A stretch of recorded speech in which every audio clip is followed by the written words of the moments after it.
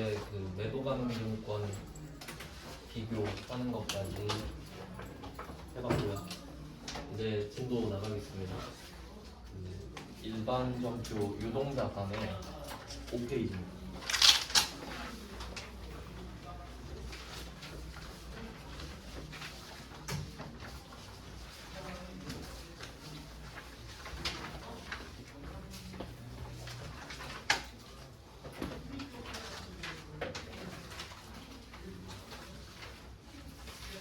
당좌자산 하고 있죠.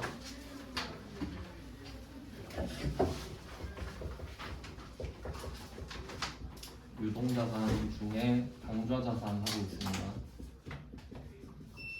유동자산에는 당좌자산이랑 재고자산 두 개가 있고요. 지금 당좌자산 하고 있는데 여기서 처음에 현금 했고요. 현금 및 현금성 자산. 이 안에서는 현금 과부족을 다뤘고, 그 다음 원래 여기 수표도 들어가거든요. 수표? 들어보셨죠? 수표. 수표는 아마 오늘 할 것 같아요. 그 다음이 단기 금융상품. 단기 금융상품은 그 정기 예금, 정기 적금, 단기 매매 증권 정도가 대표적이에요. 그러니까 빨리 현금이 되는 것들. 단기 매매 증권이랑 비교했고, 그 매도 가능 증권이랑 같이 비교까지 해봤습니다. 어차피 뒤에 나오는 거거든요. 그냥 미리 땡겨서 한 거라고 생각하시면 돼요. 그 다음 세 번째가 채권. 채권은 제가 청구권이라고 알려드렸는데, 범위가 상당히 큰데 우리가 배울 채권은 주로 금전 채권. 돈을 청구할 수 있는 권리가 됩니다. 주로 요거를 할 겁니다. 그럼 한번 생각해 보시면, 현금이 빨리 되는 순서대로 배운다고 했는데, 그럼 당연히 현금 먼저 배우고, 그 다음에 예금 적금은 금방 현금 되죠. 1년 안에 돌아오니까 주식도 팔면 되고, 그 다음에 채권. 채권은 그 주로 매출 채권이라고 해서 내가 물건을 넘겨주고 아직 돈을 못 받은 상태, 뭐 그런 거를 주로 배웁니다. 한번 볼게요. 5페이지. 채권 써놨죠. 청구권 24번부터 봅니다. 용어를 한번 볼게요. 매출거래처라는 말이 나오네요. 매출거래처면 내가 이 거래처한테는 물건을 파는 겁니다. 나한테 물건을 사다 주는 곳이죠. 매출거래처인 희망기계한테는 매출을 하겠죠. 이때 외상매출금 650만 원이 있습니다. 외상매출금. 원래는 여기 거래에 부가가치세가 들어가는데, 아직은 부가가치세를 배우지 않았기 때문에 부가가치세는 없는 셈 치고 할 겁니다. 아직은. 부가가치세가 원래 물건 가격의 10%인 거는 아시죠? 영수증 보면 나와 있으니까. 근데 없는 셈 치고 일단 할게요. 자, 일단 외상매출금이라는 말이 나왔는데, 이게 나오려면 일단 전제가 우리가 제조업이다 보니 주로 제품 매출을 하거든요. 그 전에 있었던 상황을 제가 적어드릴게요. 외상매출금 650만 원이면 일단 제품 매출을 650만 원어치 한 겁니다. 그러니까 상대방한테 650만 원어치 물건을 건네준 거예요. 그리고 이 제품 매출이라는 계정 과목은 지금 대변에 써놨는데, 이게 성격이 수익이거든요. 수익. 일단은 그냥 자리를 외워서 쓸 건데, 어떤 느낌이냐면, 내가 650만 원짜리 물건을 상대방한테 건네줬어요. 그럼 이거 건네준 순간 650만 원 벌었다 라는 생각이 들죠. 그게 수익입니다. 그 명분이 제품을 팔았다라는 거죠. 그리고 여기서 중요한 거는 거의 외상거래입니다. 거래는 신용거래죠. 그러면 내가 이때 현금을 받으면 제일 좋은데, 현금을 받으면 차변에 현금 650만 원을 쓸 거거든요. 근데 지금 상대방이 돈은 다음에 드릴게요 이 상태예요. 그러면 여기서 중요한 게, 제가 처음에 발생주의 엄청 강조했거든요. 그럼 이때 내가 현금을 받으나 현금을 받지 못하나 제품 매출을 인식하는 거는 똑같습니다. 내가 물건을 건네준 상황이 발생했기 때문이죠. 그리고 돈을 받았으면 받았다고, 못 받았으면 아직 못 받았다고 그냥 쓰는 거예요. 물건을 건네준 상황이 중요한 거예요. 근데 여기서 외상매출금이라는 말을 썼는데 이름의 뜻이 다 있습니다. 매출을 했는데 외상대금이 남아있다는 소리죠. 그 말은 물건은 줬지만 돈을 아직 못 받았다는 소리가 돼요. 돈을 아직 못 받았으니까 받을 권리가 있는 거죠. 외상매출금. 얘는 자산이고요.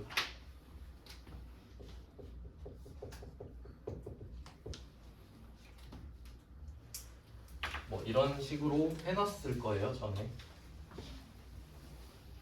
그러면 이때 돈을 받았을 때랑 못 받았을 때 가장 큰 차이가 뭐냐면 현금을 650만 원을 받잖아요. 그러면 거래가 끝나요.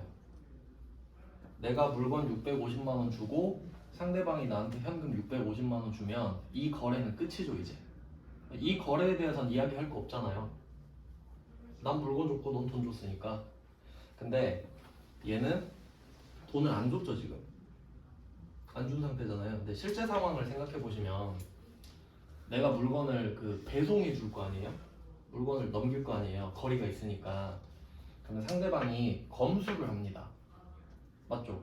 물건 그냥 왔다고 잘 쓸게 이러지 않죠? 여러분도 옷 주문하면 뭐 하자 없는지 보잖아요. 그래서 검수할 때까지 외상매출금으로 달아놓거든요. 일단 돈을 못 받았다는 소리잖아요. 그러면 돈을 받았으면 거래가 끝났으니까 상대방이 누군지 안 궁금해도 되거든요. 근데 돈을 못 받았으면 누구한테 못 받았는지 궁금해야 되죠. 그래서 돈을 못 받은 상태면 거래처를 적어줘야 돼요. 아주 당연한 이야기죠. 그럼 지금 누구한테 650만 원을 받아야 되는지 한번 볼게요. 희망기계죠. 희망기계도 같이 적어놓을게요. 일단 뭐 주변에 아무데나 써놓으시면 되는데 저는 그냥 빨간색으로 쓰겠습니다. 어차피 전산상으로 입력할 때는 자리가 따로 있기 때문에 그냥 뭐 주변에 잘 보이게 써두시면 돼요. 그러면 이제 새로운 이슈가 등장한 거죠. 거래처라는. 그러면 여태까지는 거래처를 한 번도 안 적었단 말이에요. 왜냐면 필요가 없으니까. 그러면 거래처는 적어야 될 때는 적어야 되고요.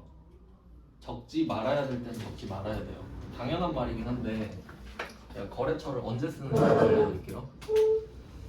일단 일반 전표 이야기를 지금 하고 있어요. 그러니까 우리가 전표를 2개 쓰는데 지금은 일반 전표고 나중에 부가가치세 배우고 나면 메인 매출 전표를 배우거든요. 전표 2개 써요. 그러면 이름에서 뜻을 찾아볼게요. 매입 매출 전표. 매입은 사는 거, 매출은 파는 거죠. 그럼 매입과 매출이라는 행위는 반드시 상대방이 있죠. 내가 혼자 물건을 살 수는 없잖아요. 그러면 이 매입과 매출 전표, 매입 매출 전표를 쓸 때는 거래처를 그냥 적는 겁니다, 원래. 상대방이 있을 거니까. 이해되시죠? 그러니까 매입 매출 전표에서는 거래처 이야기를 안 할 거예요. 어차피 거래처가 나올 거고 써야 되니까. 근데 문제는 일반 전표인 거예요.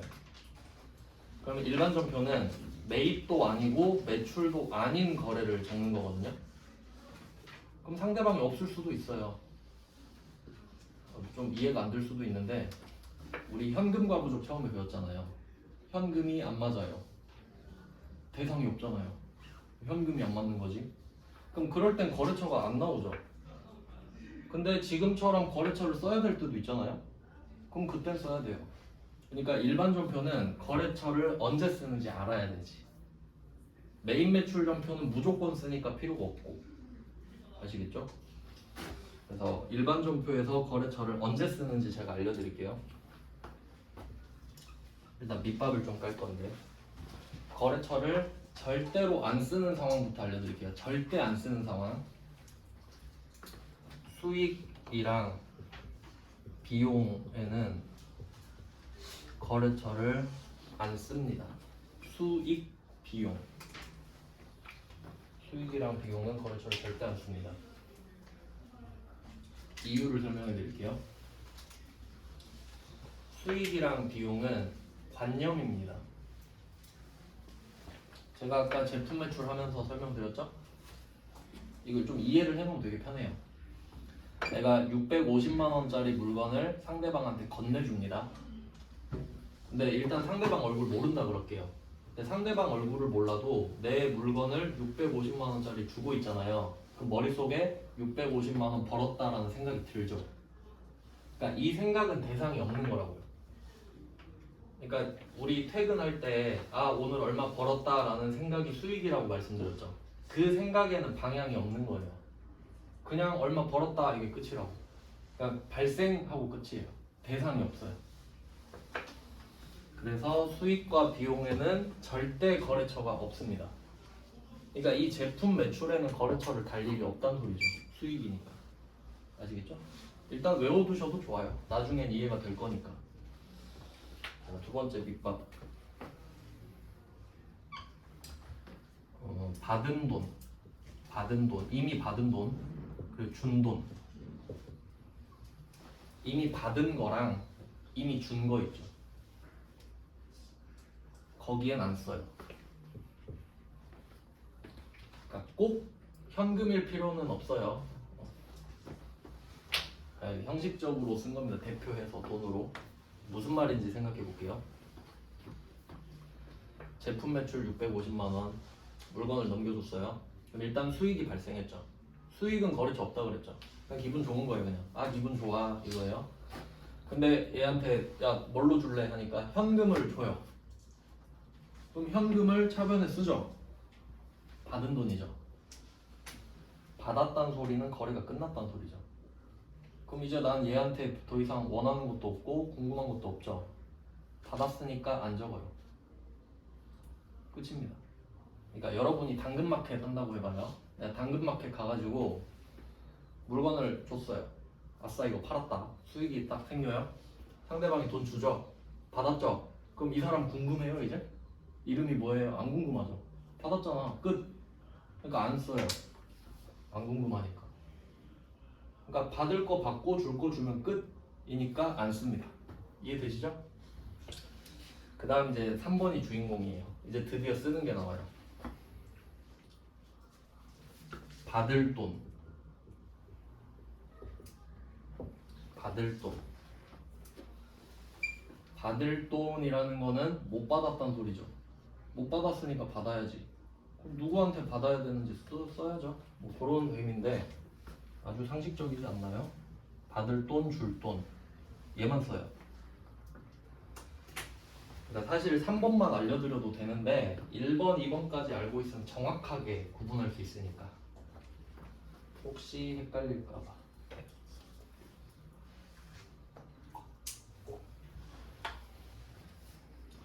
그럼 이제 거래처 한번 연습해 볼게요. 일단 물건을 넘겨줬다. 기분이 좋아졌죠?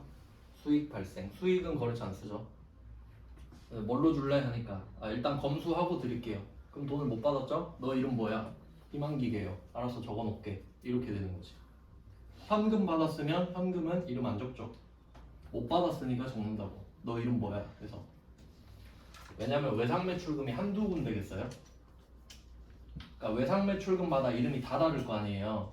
그러니까 금액과 거래처를 같이 써놔야지 항상. 이해되시죠? 그러니까 거래처는 써야 되는 곳에만 써야 합니다. 너무 당연한 말인데 가끔씩 그냥 다 쓰면 안 돼요 이런 사람들이 있거든요. 그럼 의미가 없죠.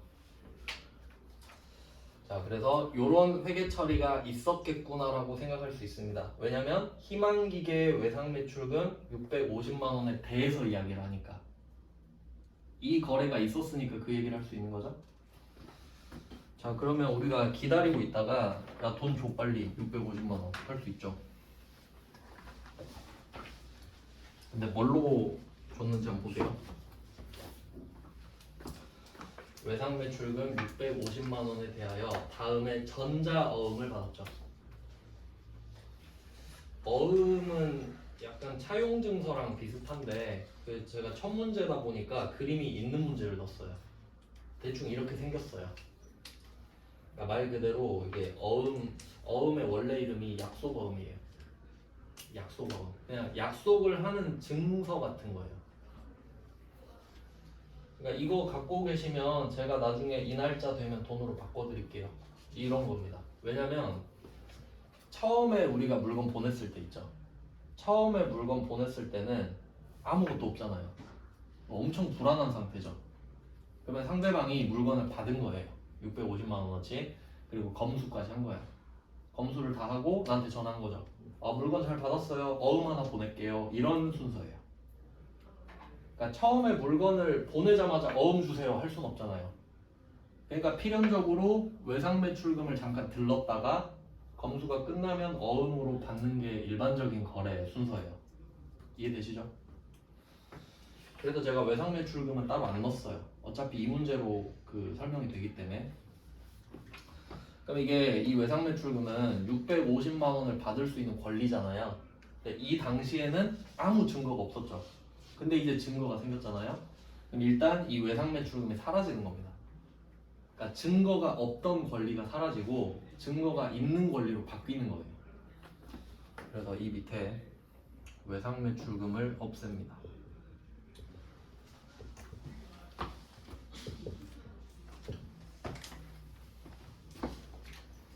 그럼 자산의 감소가 되겠죠?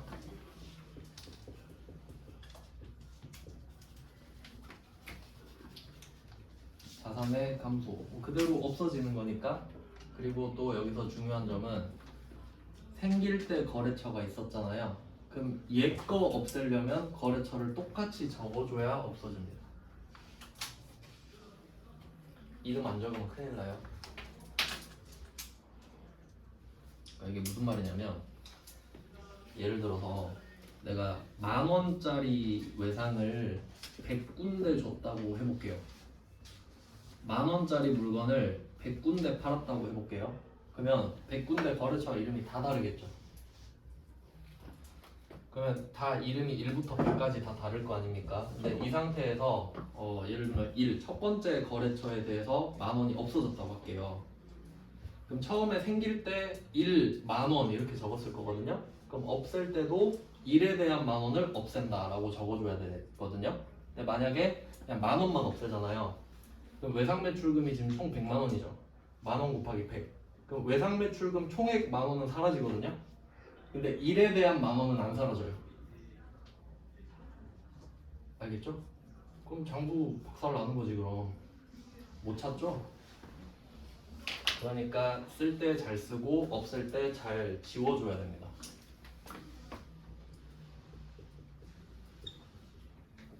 이렇게 해서 외상 매출금을 날리는 거예요. 너도 없어지고 너도 없어져라. 원래는 여기에 현금이 들어와야 되는데 그 절차상으로 어음을 받는다고 했죠. 그럼 이때 쓰는 계정 과목이 받을 어음입니다. 받을 어음. 어음을 일단 받을 어음이라 쓸게요. 받을 어음. 근데 어음 보니까 500만 원이라고 써 있어요. 500만 원만 써야겠죠? 일단 써놓고 설명해 드리겠습니다.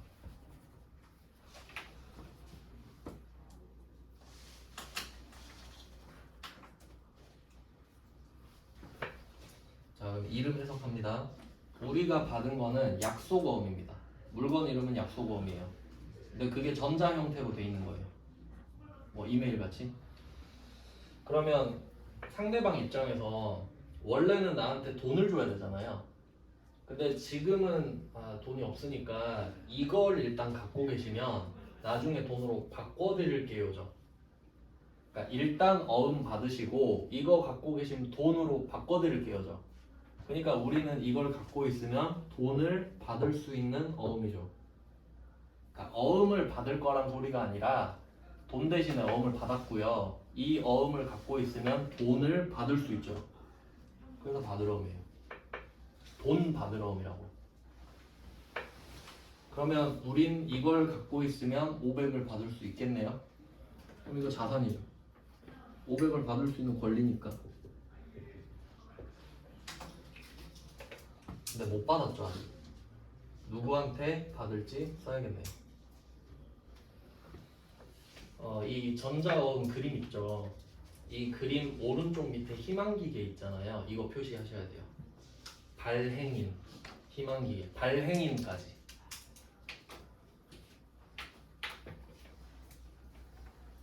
그러면 발행을 한 사람이 책임져야겠죠. 내가 발행했으니까 이거 나중에 갖고 오시면 500 드릴게요. 그러니까 얘한테 받을 수 있는 권리죠. 그러니까 나중에 뭐 배울 거냐면 지금 우리가 희망기계 얼굴 보고 있죠? 희망기계야 빨리 650 줘 하니까 어음을 꺼낸 거예요. 지 이름 써 있죠? 정상이죠? 근데 나중에 가면은 발행인에 막 절망기계 이런 거 써 있다고. 그러니까 내가 지금 희망기계 얼굴 보고 있잖아요. 야 빨리 돈 줘 하니까 어음 드릴게요. 어음을 딱 나한테 줘요. 근데 여기 발행인에 절망기계 써 있다고요. 그럼 우린 이 돈을 누구한테 받죠? 절망한테 가야지. 그럼 거래처는 절망기계 이렇게 쓰는 거예요. 이해되시죠? 준 사람이 책임을 져야 되니까. 근데 지금은 지금 희망기계 똑같죠 이름이.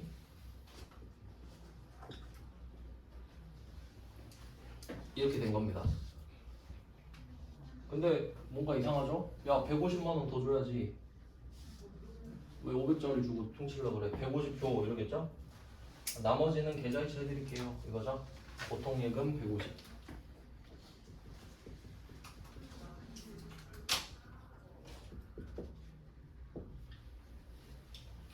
네, 보통 예금은 받은 거죠. 받을 거가 아니라 받은 거죠. 이름 안 쓰겠죠? 내 거니까. 자산 증가.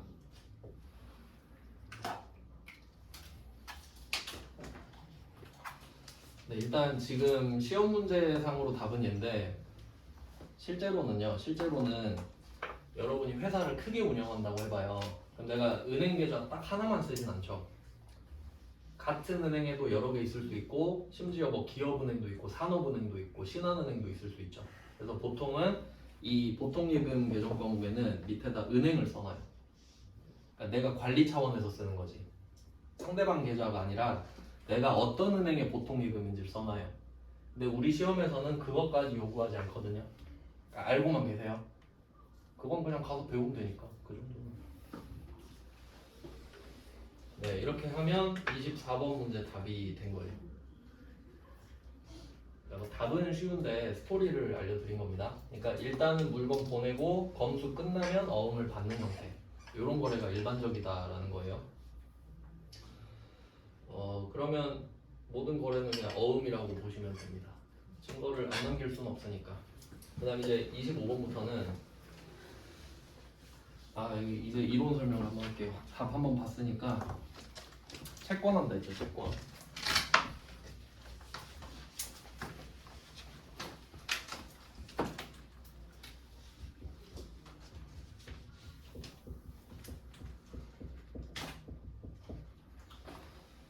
요게 두 개로 나눠지는데요. 일단은 매출 채권. 매출 채권. 채권은 청구권인데 내가 매출을 한 대가로 돈을 달라고 할 수 있는 권리죠. 그러니까 외상대금이에요. 매출 채권이랑 기타 채권이 있습니다.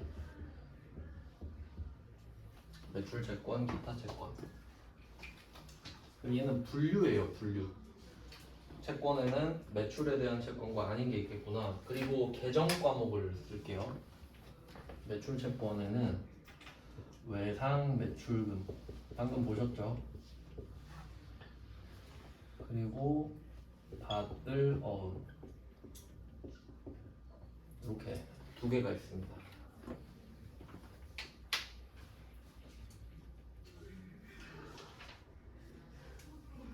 물건 보냈을 때는 외상 매출금, 어음 받으면 받을 어음. 이 두 개만 있으면 되니까 두 개가 있는 거예요.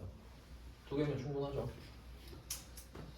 그 다음에 기타 채권으로 넘어가 보겠습니다. 이 매출 채권이라는 이름에서 매출이라는 단어 있죠. 그 물건을 그러니까 회계에서는 딱 이것만 아시면 되는데 들어왔냐 나갔냐 만 알면 돼요. 예를 들면 물건이 나한테 들어왔다. 물건이 나한테 들어왔는지 나갔는지는 구분하실 수 있죠? 그럼 들어왔다고 해봐요. 물건이 어떻게든 들어왔대. 그러면 돈은 나가겠죠. 그러니까 그것만 확인하면 돼요. 그럼 물건이 나갔다. 그럼 돈이 들어오겠죠. 그 정도만 구분하면 되는데 하다 보면 용어들이 지금처럼 매출 나왔잖아요. 근데 어제 처분 받고 매각도 나올 거란 말이죠. 양도도 나와. 이런 거 다 들어보셨죠? 그럼 일단 공통점을 찾아보세요. 물건이 나가죠. 그 정도만 알면 된다고 일단은.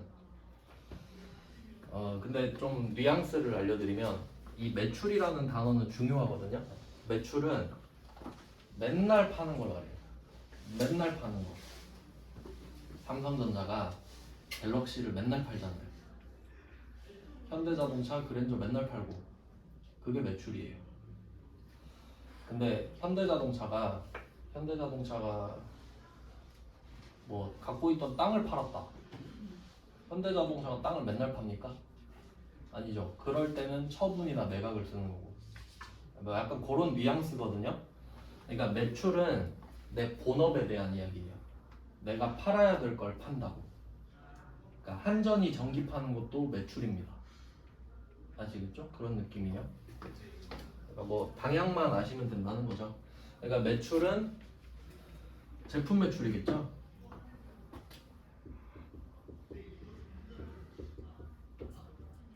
여기다 상품 매출까지 껴줄 수도 있겠네요. 근데 주로 제품 매출이라고 생각을 하시면 돼요. 이 부분이 좀 중요한데 이 외상 매출금이랑 바드러움이라는 계정 과목은 반대로 말하면 제품 매출이 있어야만 나올 수 있는 거예요. 제품 매출이 아닐 수도 있잖아요. 그러니까 방금 말씀드린 대로 현대자동차가 그랜저 팔면 매출이죠. 근데 현대자동차가 땅 팔 수도 있잖아요. 그건 매출 아니죠. 그때는 외상 매출금 받으러 안 나와요. 이거 엄청 많이 틀려요. 왜냐면 사람들이 어떤 거에 많이 틀리냐면 이런 문제예요. 현대자동차가 땅을 팔았다. 그리고 어음을 받았다. 이럴 수 있잖아요. 그럼 다 받으러움 쓰고 틀린다고요. 왜냐면 어음을 받았으니까. 맨날 틀려요. 그건 진짜 엄청 많이 틀립니다. 저도 많이 틀렸어요. 그러니까 받으러움은 제품 매출이 전제가 돼야 된다는 거예요. 알겠죠? 그럼 방금처럼 현대자동차가 땅 팔고 어음을 받을 수도 있잖아요. 그럼 그때는 뭐라고 씁니까? 구분이 돼야 되잖아요. 자, 기타 채권 중에 이제 대표적인 게 미수금이 있습니다. 미수금. 수금은 돈을 받는 거죠. 그럼 아직 못했대. 돈을 받아야 되는데 못 받았다. 그러니까 못 받은 돈이죠, 미수금이. 못 받았으니까 받고 싶잖아요. 받을 수 있는 돈. 미수금. 길 가다 보면 미수금 받아들입니다. 이런 거 있죠. 그게 채권이잖아요. 그럼 이때 잘 생각해 보면은 미수금이라는 말은 사실 외상매출금 받으러움을 포함하죠. 근데 그냥 구분을 한 겁니다. 이때만 미수금을 쓸게요 라고. 그러면 이 미수금이 중요한 이유가 뭐냐면 현대자동차가 땅을 팔았다. 네, 친한 데나 판 거예요. 친한 사람한테. 그럼 다음 달에 줘 하고 말로 할 수도 있죠. 그러진 않겠지만 그냥 다음 달에 줘 하면 외상매출금 개념인 거잖아요. 미수금이에요.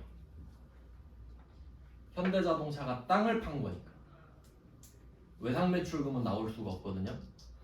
그리고 현대자동차가 땅을 팔았을 때 어음을 받을 수도 있죠.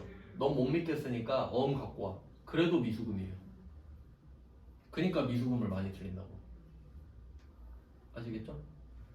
그러니까 현대자동차가 땅 팔고 어음 받았어요. 한 받으러움 쓰고 기분 좋게 틀려요. 어음 받았으니까 받으러움이지 하고 틀린다고요. 그러니까 미수금이 중요하지. 미수금. 네, 이거 구분하는 게 제일 중요하고 그 다음에 두 번째는 뭐 있지? 그럼 미수금은 영업과 관련 없는 겁니다. 그리고 여기서 좀 개념을 한번 짚고 가면은 제가 처음에 강조했던 게 회계는 와시, 아니다, Y다 라고 말씀을 드렸잖아요. 그러니까 여기도 대입할 수 있거든요. 그러니까 지금 현대자동차가 그랜저 팔고 어음 받았다, 현대자동차가 땅 팔고 어음 받았다, 이 두 가지 상황 있죠. 그럼 받을 약속어음 있잖아요. 약속어음, 그건 what에 대한 질문이죠. 나도 뭐 받은 거야? 어음 받았는데요. 이게 답이잖아, 약속어음은. 근데 why를 했죠. 그 어음 왜 받은 거야? 이렇게 물어봐야지. 첫 번째는 그랜저 팔았어요. 아, 그럼 너 매출이구나, 이렇게 되는 거고. 땅 팔았어요. 아, 너 매출 아니네, 이런 느낌이에요. 그러니까 쉽게 말하면 매출은 평타예요. 평타. 예를 들어볼게요. 원래 처음 했어야 되는데, 그 한전이 원래 서울에 있었죠? 근데 지금 어디 있어요? 나주에 있죠. 그 한전 부지를 현대자동차한테 팔았어요. 한 11조 주고 팔았어요. 그럼 그때 그 한전 이야기를 해봅시다. 몇 년 전인지 모르겠는데, 한전이 그때 영업이익이 10몇 조예요. 10조라고 할게요, 계산하기 편하게. 그러니까 전기 팔아서 10조 남겼어요. 그때 해 14조인가 뭐 그랬던 것 같은데, 그 다음에 땅 팔았어요. 땅 팔아서 11조 5천억인가 팔았거든요. 10조라고 할게요. 자, 이렇게 된 거예요. 그러면 한전이 저희 20조 벌었어요. 이러면 뭐 틀린 말은 아니죠. 약간 좀 꺼림칙하지 않아요? 구분해서 말해줘야 되죠. 영업이익은 전기 팔아서 번 돈이고, 땅 팔아서 번 거는 이제 못 벌죠. 땅 한번 팔아버렸으니까. 그러면 이걸 구분해서 말해줘야 한전 주주들이 이거 보고, 아, 얘가 올해 전기 팔아서 10조 벌었네, 그럼 내년에도 10조 정도는 벌겠지라고 생각하죠. 그러니까 이게 평타잖아요. 평타. 그러니까 매출은 신뢰가 있단 말이에요. 맨날 하던 거니까. 그래서 영업 쪽 매출은 영업이잖아요. 그걸 구분해주는 개정 과목인 거예요. 그러니까 영업이냐 아니냐를 구분해주는 내용이란 거예요. 어음이냐 아니냐가 중요한 게 아니라 뭐 팔았는지가 중요하다고요. 어음을 왜 받았는지가 중요하다고. 어음을 받은 게 중요한 게 아니라. 알겠죠? 솔직히 어음이 뭐가 중요해요? 내가 돈을 왜 받을 수 있는지가 중요하지. 그러면 여러분이 현대자동차 주주면 매출 채권이 많아야 좋겠죠. 역시 현대자동차 그랜저 잘 파네 이러고 주식을 안 팔 거 아니에요. 근데 어음 많다 좋다 이러진 않을 거 아니에요. 뭐 그런 개념이에요. 네, 부연 설명을 잠깐 했습니다. 네, 그러면 미수금은 매출이 아닌 뭐 약간 일회성 물건, 쓰던 걸 팔거나 그럴 때 쓰는 거고요. 그 다음에 또 채권이라고 하면은 내가 돈을 빌려줬기 때문에 받을 수도 있는 거죠. 그건 대여금 말씀드렸죠. 그러면 대여금이 나올 수 있어요. 장단기 대여금. 그리고 이거 기간 나누는 거는 처음에 한번 설명드렸었는데, 철수한테 돈 빌려줬다, 15개월 뒤에 받기로 했다, 뭐 이런 거 했었는데, 돈을 빌리고 빌려주면요 반드시 만기가 있습니다. 빌려줬으니까 갚아야 되는 날이 있다고요. 그러면 갚아야 되는 날이 내년까지 오면 단기, 그 이후에 오면 장기, 이렇게 되겠죠. 그러니까 두 개 같이 쓴 겁니다. 대여금이 중요하죠 여기서는. 네, 이 정도가 있고, 그 다음 한 개를 더 추가하자면 선급금이 있습니다. 선급금.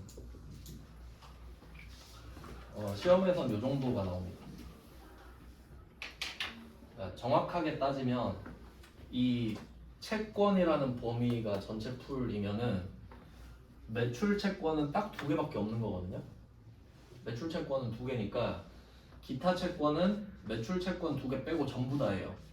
근데 시험에 나오는 게 세 개 정도더라 라는 거고, 그 다음에 선급금은 나중에 배우겠지만 뜻을 한번 해석해 볼게요. 먼저 지급한 돈이죠. 돈을 왜 먼저 줄까요? 계약. 계약금이죠. 계약금.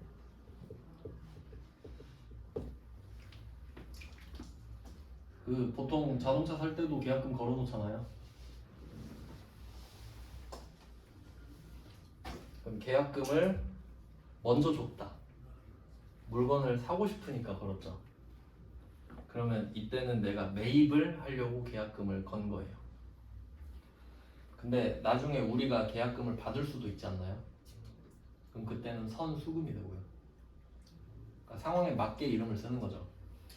그러면 선급금은 말 그대로 물건은 못 받았는데 지금 그랜저가 11만 대 계약했다는데 신형 나온 거 보셨나요?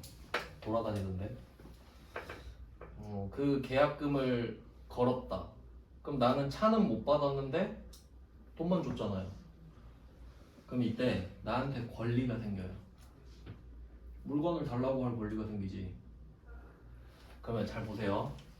외상매출금, 받으러금, 미수금, 장단기 대여금은 금전을 달라고 할 권리죠. 돈 내놔. 성급금은 내가 계약금 넣었잖아요. 혹시 이 계약금을 돌려달라고 하고 싶나요? 그럴 수도 있긴 있는데 차를 달라고 계약금을 넣었죠. 그러니까 얘는 차를 청구하는 권리죠.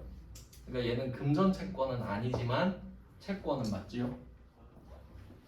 뭐 그런 내용이 있어요. 굳이 따지자면.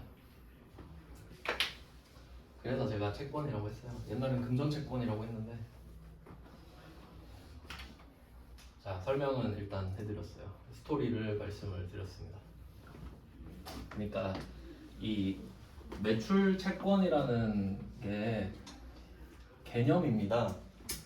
매출 채권은 개정 과목이 아니에요.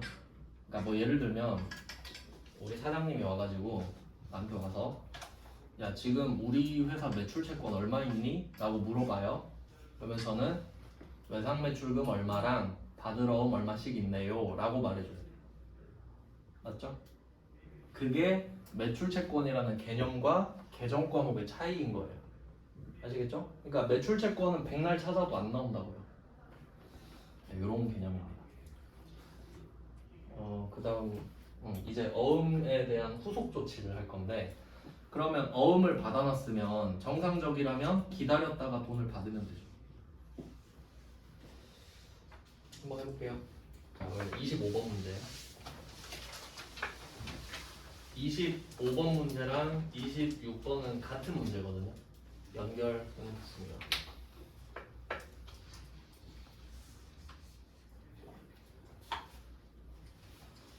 자, 그럼 키워드는 25번은 추심의뢰, 26번도 추심의뢰가 나왔죠. 추심의뢰에다가 각각 표시를 해주세요. 용어를 한번 분석해 보겠습니다. 채권 추심 들어보셨나요? 채권을 추심한다. 채권을 받아낸다는 소리입니다. 그러면 채권 추심은 누가 해야 되는지 생각을 해볼게요. 그러니까 내가 철수한테 100만 원을 빌려줬다고 할게요. 그럼 철수야 100만 원 갚아 라고 내가 하죠. 그럼 채권 추심은 채권자인 내가 하는 거죠. 당연한 거 아니에요? 그럼 내가 지금 채권자니까 채권 추심을 하고 싶은 거 아니에요? 근데 의뢰했죠. 의뢰. 그러니까 내가 마동석한테 돈 빌려줬는데 도저히 추심을 못 하겠는 거예요. 말 못 할 수 있지. 의뢰할 수 있죠.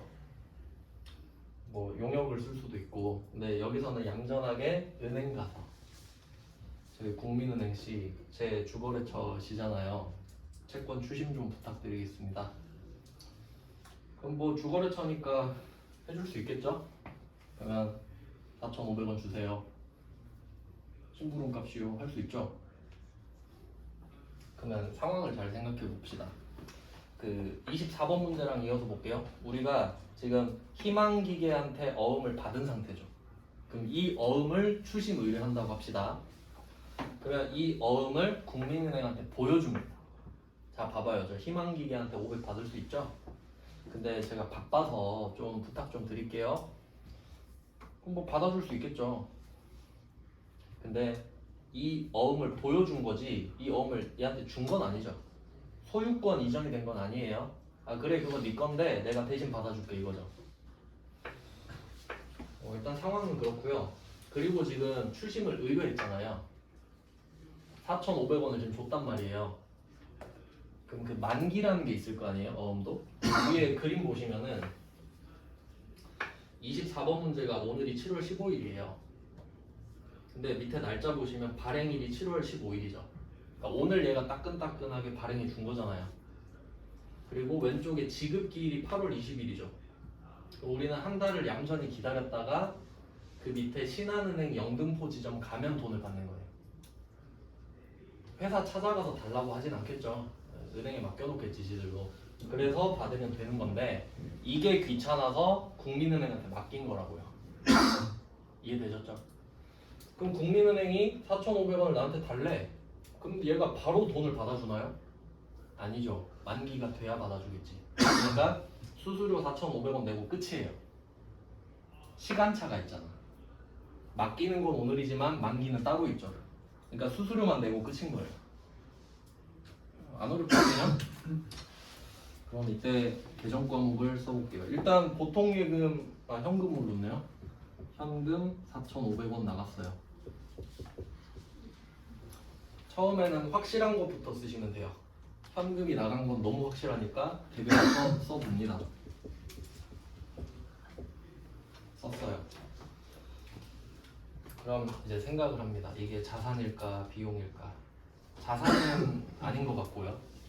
자산 아니겠죠. 비용이죠. 쓰고 없어졌으니까 비용인데 수수료 비용입니다. 출신 수수료니까. 근데 800번이에요.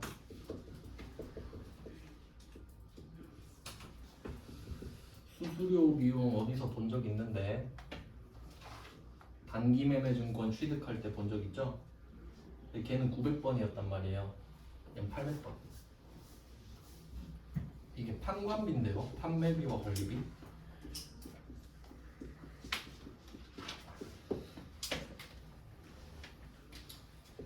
네, 저는 솔직히 이게 좀 납득이 잘 안 가는데 그냥 답에 맞춰서 설명드립니다. 제 생각은요. 추심을 꼭 해야 됩니까? 내가 하면 되잖아요. 내가 가서 직접 받으면 4,500원 안 들죠.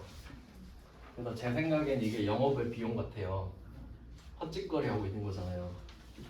근데 잘 보시면 이게 좀 그 약소거음이라는 게 있습니다. 이 약소거음이라는 거는 왓에 대한 대답이에요. 맞죠? 이거 뭐야? 하면 이거 약속어음이요 이렇게 되죠. 근데 내가 매출을 하고 이 약속어음을 받으면 받으러음이에요. 맞죠? 계정 과목. 그리고 매출이 아닌 걸 해. 현대자동차가 땅을 팔고 약속어음을 받을 수도 있다 그랬죠. 그러면 미수금이죠. 그러니까 얘는 계정 과목이고 얘는 뭘 받았는지인 거예요. 그러니까 내가 약속어음을 받았을 때 계정 과목은 받으러음일 수도 있고 미수금일 수도 있는 거죠. 그러니까 이 받으러음은 당연히 약속어음이긴 한데 약속어음은 무조건 받으러음은 아니에요. 역은 성립하지 않아. 그러니까 우리가 받으러음이라는 계정 과목이 있다고 합시다. 그럼 이건 당연히 약속어음이겠죠. 근데 약속어음이라고 다 받으러음입니까? 그건 아니잖아요. 역은 성립하지 않는다고. 왜냐면 미수금일 수도 있으니까. 근데 지금은 받을 어음인 약속어음이라고 전제하고 풉니다. 알겠죠? 주로 매출을 하니까 그런 상황이에요. 그래서 여기서는 받을 어음이라고 말을 해버렸잖아요. 약속어음이라고 한 게 아니라. 그러니까 25번에 받을 어음이라고 말을 한 거는 계정 과목을 말해준 겁니다. 근데 요거는 조금 아쉬운 게 그 밑에 26번을 보잖아요.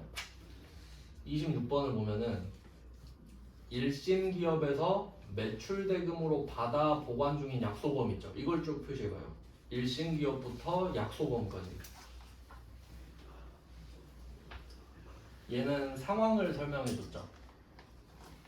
그러니까 실제로 받는 건 약속어음 맞잖아요. 근데 왜 받았냐 하니까 나 매출하고 받았는데 그럼 우리가 판단해서 받으러음을 도출해내야 되죠. 이게 정상이지 26번이. 그러니까 25번은 좀 수준이 낮은 거죠. 답을 말해줘 버렸잖아요. 근데 우리는 26번처럼 대비를 해야 되는데 그냥 문제가 이거밖에 없어서. 그럼 이때 왜 얘가 800번이냐 하면 사실 미수금일 수도 있지만 지금은 받으러 봄이니까 매출 채권 맞죠? 자 보세요. 매출 채권이죠? 매출 판매 매출 판매 평관비 라고 생각을 합시다. 답이 요거니까요. 알겠죠? 네, 여기까지 해놓고 좀 쉬다가 계속 보겠습니다.